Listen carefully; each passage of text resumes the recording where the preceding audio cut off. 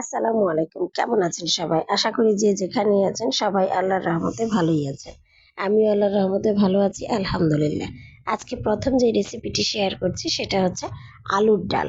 এটা সাধারণত জাম আলু দিয়ে রান্না করলে সবচেয়ে বেশি মজা হয়। যেটা বগুড়ার আলু সেটা দিয়ে। তাই মাঝে মাঝে বগুড়ার আলু ছাড়া বড় আলু দিয়েও করে থাকি। এই তো আলুর ডাল করার জন্য প্রথমে দুটো বড় বড় আলু আমি সিদ্ধ করে নিয়ে খুব ভালোভাবে স্ম্যাশ করে তাতে হলুদ, লবণ এবং ধনিয়ার গুঁড়ো দিয়ে ভালো করে বলক এনে যেন মশলাটা আলুর মধ্যে ঢোকে। তারপরে এই যে কড়াইতে একটু তেল দিয়ে শুকনো মরিচ দিলাম, কাঁচা মরিচ দিলাম, পেঁয়াজ দিলাম। এগুলো খুব সুন্দর করে এভাবে ভেজে সবার শেষে ফোড়ন দিব তেজপাতা এবং জিরা দিয়ে।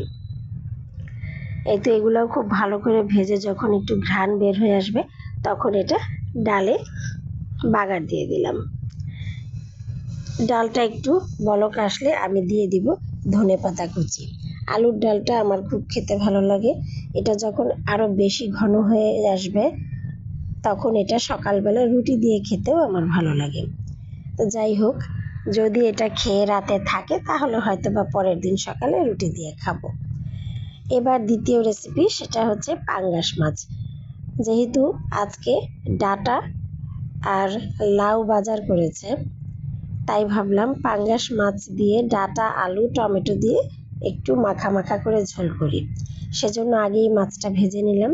তারপর কড়াইতে পেঁয়াজ বাটা দিয়ে আর একটু রসুন বাটা দিয়ে ভালো করে ভেজে কাঁচা ভাবটা চলে যাওয়ার পরে দিয়ে দিলাম ডাঁটা, আলু এবং এই যে টমেটো আর কাঁচামরিচ।